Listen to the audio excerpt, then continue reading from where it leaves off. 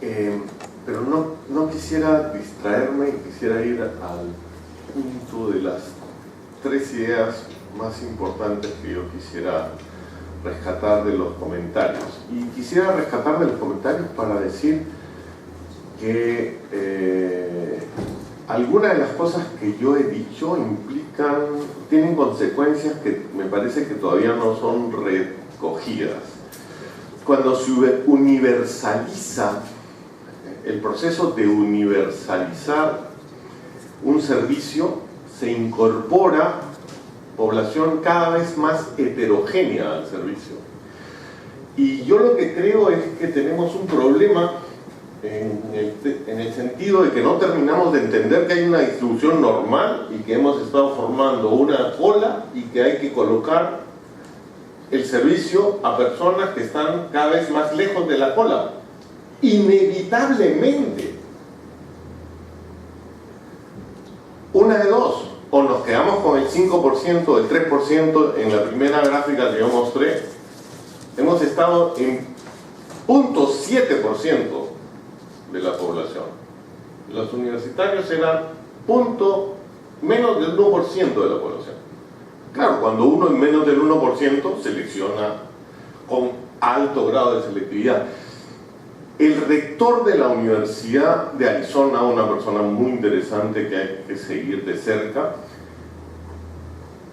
se ha propuesto combatir la selectividad. Quiere ser una Research University y la ha transformado en la Universidad de Arizona Research University sin seleccionar. Eso significa que toma a todos los alumnos de Arizona que se le presentan y hace un enorme esfuerzo de trabajo remedial. Y su idea de la universidad pública es: nosotros no podemos ser como Stanford. Eso que hagan las privadas. Las públicas no seleccionamos. Tomamos a toda la población porque nos tenemos que hacer cargo de todos. Esa es una de las patas del argumento que yo propongo, y es que cambia la escala y tenemos que cambiar paradigmas. Me parece muy interesante el tema de pasarelas, pero me parece que tenemos que diversificar. O sea, tenemos no solamente... En el Perú tenemos esta división entre técnica y universitaria, y es una especie de disyuntiva. Para regresar a la universidad hay que retornar desde el comienzo. Nada de lo acumulado en la técnica sirve, y al revés, porque están concebidas no como convergentes sino como divergentes.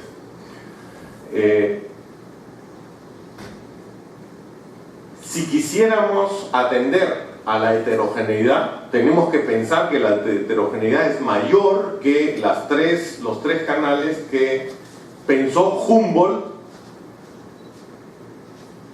en el siglo XIX. Nos representamos el problema de la diversidad como Humboldt en el siglo XIX. Los que van a tener oficios, los que van a tener técnica y los que van a tener universidad, que además son una pirámide. Los oficios serán mayores, luego habrá un cuerpo de técnicos y luego habrá un cuerpo pequeño de universitarios. Tenemos que atenderlos a todos, y todos son más heterogéneos. Tenemos el tema de las inteligencias múltiples, tenemos el tema que se enfocó en San Marcos respecto de qué nos hacemos con las poblaciones nativas.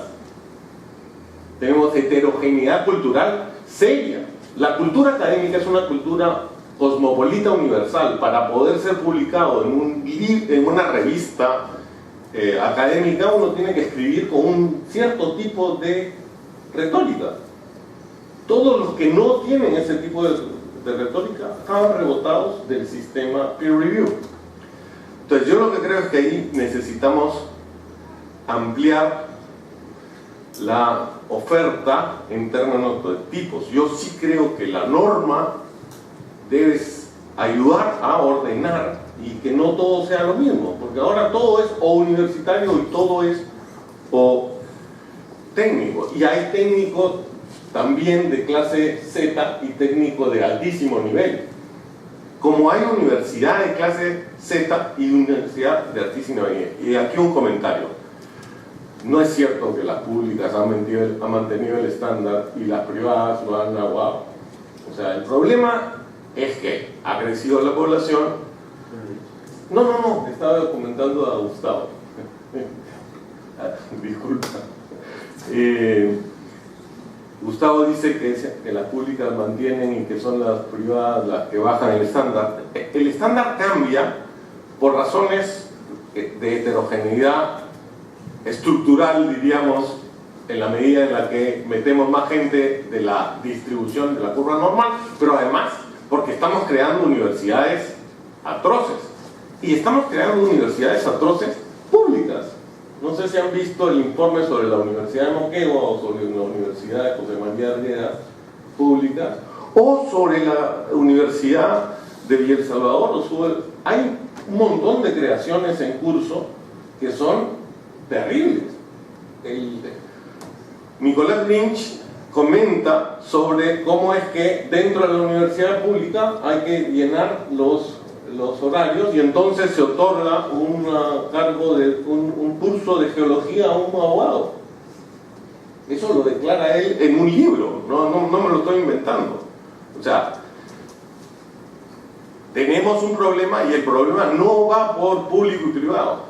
El problema va por escala, cómo diferenciamos y cómo atendemos bien a una población más heterogénea. Ese es, creo, la fuerza del argumento que yo trato de incorporar, de aportar a este debate. Me gustaría agregar algunas reflexiones nada más. ¿Es necesaria una nueva ley universitaria? Parece que la pregunta se formuló y la respuesta es sí. Así de simple y tan fácil parecería. Pero hay probablemente una mayoría en el Congreso de la República que tiene una representación política bastante diversa, que probablemente piensan lo contrario y que probablemente el proyecto de ley universitaria nunca se apruebe en el pleno del Congreso. Entonces, ¿por qué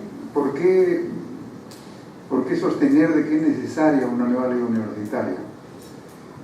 Yo diría que es necesaria una norma, no porque sea del año 83 solamente, porque la chilena es del año 81, o sea, los años anteriores. Y hay algunas mexicanas que se aprecian que son del siglo XIX incluso. Eso no es, sino porque el contexto ha cambiado tanto y la ley del 83 estaba articulada con la Constitución del 79 y ahora hay una Constitución nueva del 93. Entonces la ley universitaria se queda sin marco legal general. Yo recuerdo en San Marcos, cuando era rector y el alcalde Castañeda Locio nos cobraba todos los impuestos que la nueva Constitución, en el artículo 17, lo mandaba, y era mandatorio, porque la Constitución hay que respetarla. Y de repente nos dimos cuenta que teníamos una deuda de 8 millones de soles para un presupuesto bastante estrecho. Y cuando el tema se ponía en discusión para aprobar el gasto en el Consejo Universitario, los alumnos decían que San Marcos se regía por la ley universitaria del 83.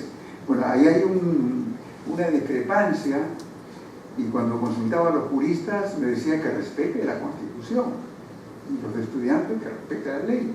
Entonces el rector pobre estaba en el centro del fuego cruzado. Esta es una de las razones. Otra de las razones es porque evidentemente hay una situación crítica, tanto de las universidades públicas como de las universidades privadas. Y por eso es que cuando yo presenté esa sucesión de comisiones, lo único que pedía, casi imploraba, ¿no?, era de que se formen verdaderamente equipos de apoyo a la Comisión de Educación y Juventud y Deporte en el Congreso de la República, ¿no? Porque el presidente es el general Daniel Mora, que no es Barrantes, ni es Augusto Salazar Bondi, y la vicepresidenta, ya no recuerdo el nombre de la voleibolista, pero no, es más joven todavía, pero es una voleibolista. Sí, Chihuahua, sí.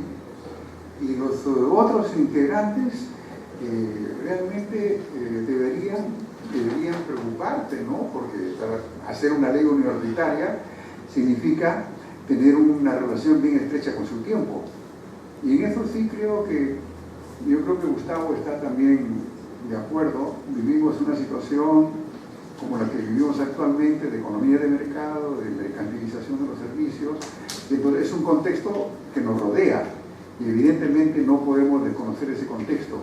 Tenemos que mirar el entorno y tenemos que hacer consulta a la sociedad civil de alguna manera. Eso es lo que debería hacer esta comisión para la formulación de una nueva ley universitaria, que es un trabajo bastante complejo, porque todas las leyes nuevas que pretenden una reforma reflejan su tiempo y reflejan una política de gobierno. Entonces, ¿qué se debe modificar? En un minuto tengo que decir eso, ¿no? ¿Qué se debe modificar? ¿Qué se debe modificar en la ley universitaria? Ya Gustavo nos dijo, no el gobierno, que eso no es importante. Yo no soy economista, Gustavo, pero yo pienso que las gerencias modernas son un invento de la modernidad. Yo recuerdo el libro de Max Weber y todo el sistema de gerencias de contabilidad que trae consigo el capitalismo. Yo creo que la universidad pública, estoy pensando fundamentalmente, sin una nueva forma de gobierno, sin una nueva gerencia pública que busque la eficiencia y que sea respetuoso de lo que se dice accountability, de rendir cuentas, no solamente al tesoro público, de rendir cuentas a la sociedad en general. Y rendir cuentas es ¿por qué las universidades públicas en los años 60 tenían un 90% de doctores como profesores? ¿Y por qué ahora tienen un 20% de doctores como profesores? ¿Por qué ese cambio? Yo creo que habría que rendir cuentas sobre eso. Porque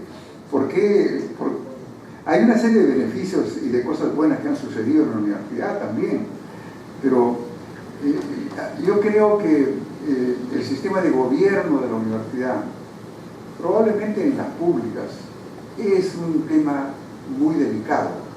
Algunos hemos tenido una discusión dentro del INESU y claro, el voto universal para elegir autoridades, nosotros postulamos que sean las facultades solamente y que el voto universal para elegir autoridades se cree un colegio electoral que sea especialmente para elegir autoridades.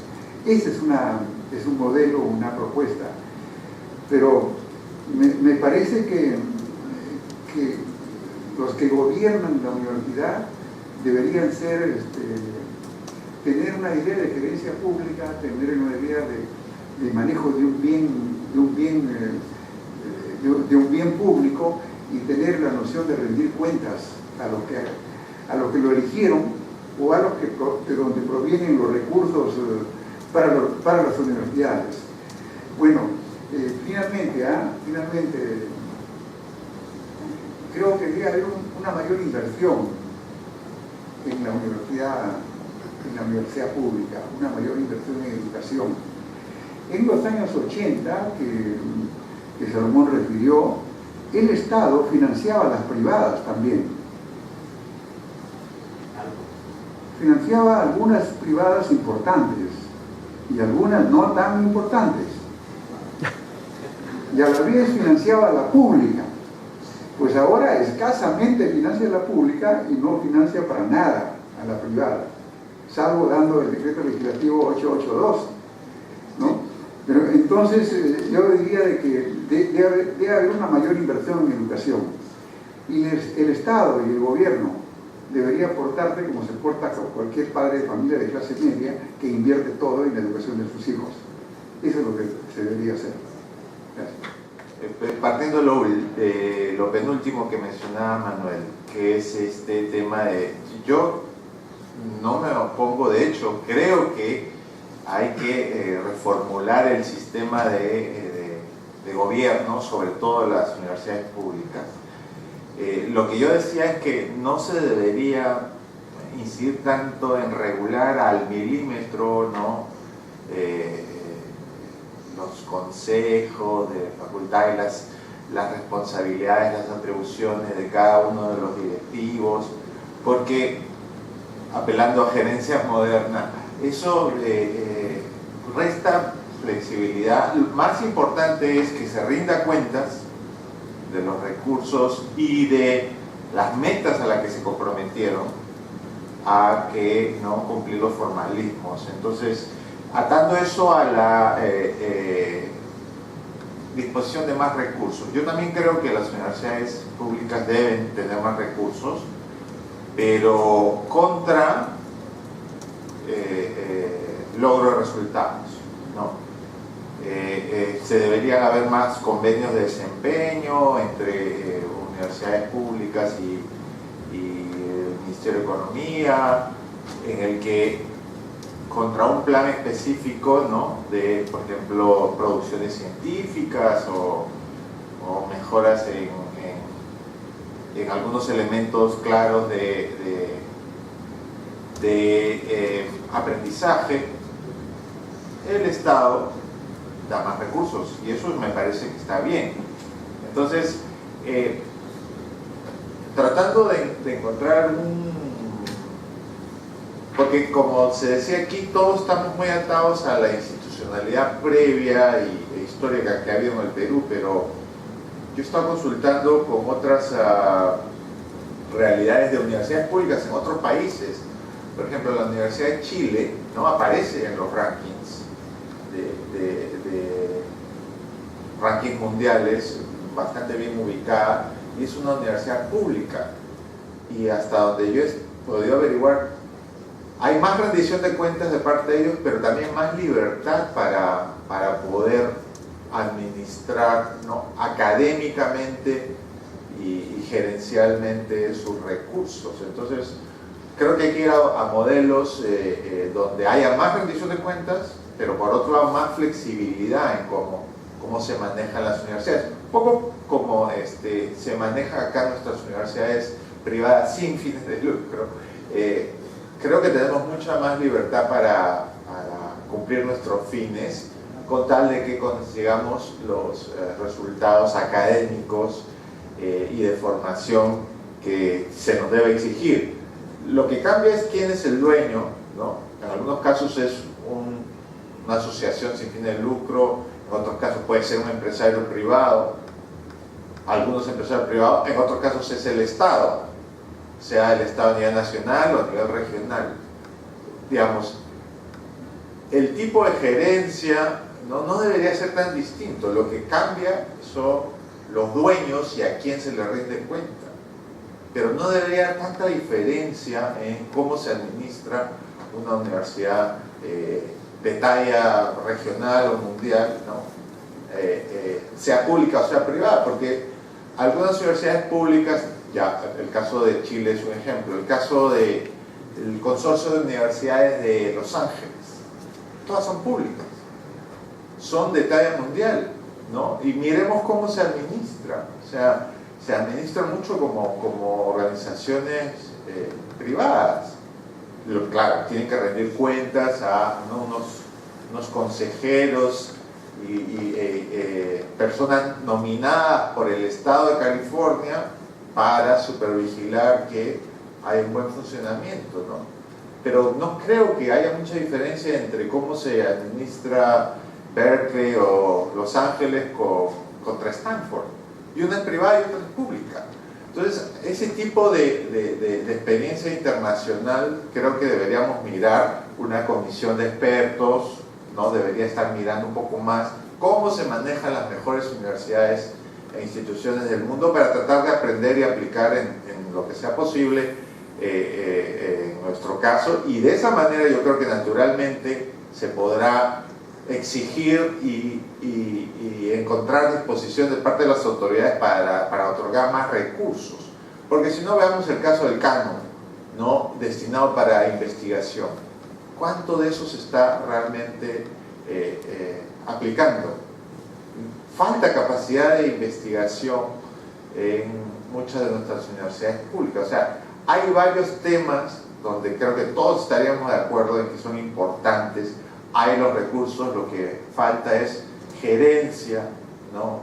Mejor legislada, más moderna, más acorde con los tiempos. Y en ese sentido sí estoy de acuerdo en que todas esas cosas deben estar presentes en una nueva legislación universitaria y de educación superior en general. Yo creo que lo dejo ahí. En primer lugar, esta reunión se llamaba Más allá de la ley universitaria. Yo le cambiaría el título desde mi perspectiva y hablaría de más acá de la ley universitaria, porque no solo se trata del problema educativo en las universidades, sino el problema educativo en el Perú en general. Necesitamos una nueva ley de educación. Ahora bien, sabemos que leyes pueden hacerse maravillosas, lo importante es que esas leyes se cumplan. Y para eso se necesita no solamente pues, legisladores inteligentes que formulen una buena ley, y ya empezamos a coger, sino también gente preparada que pueda hacer que esta ley tenga vida. Creo que las universidades privadas deben existir y deben tener su autonomía, pero sin olvidar la naturaleza intrínseca de lo que es la institución universitaria, que es la formación y el trabajo con el conocimiento y con el saber. Ganar dinero, pues, que lo ganen, pero que no sacrifiquen por el dinero la formación. Creo que lo importante en nuestro país y en todos los países, habida cuenta de la naturaleza de la educación como bien público, es la institución pública, las universidades públicas, y allí debe trabajarse intensamente, debe ponerse el acento. Creo que la universidad, como universidad, no puede desvincularse de la tarea de crear conocimientos, y en ese sentido hablar de la investigación para ciertas universidades y la profesionalización, yo personalmente no estaría de acuerdo. Yo creo que dentro de la misma universidad puede haber un sector que en fin, lleve a la formación profesional y otro sector que investigue, que haya profesores investigadores, pero sin investigación la universidad se muere. Creo que si solo se va a formar profesionales, que entonces se permita la existencia de escuelas profesionales, pero no de universidades. La universidad implica investigación. Creo que las universidades públicas, me refería a la importancia que ellas tienen, deben ser pertinentes, ¿ya? Y esto de alguna manera es lo que conversábamos nosotros en INESU, ayudaría incluso a resolver un poquito el problema de los fondos.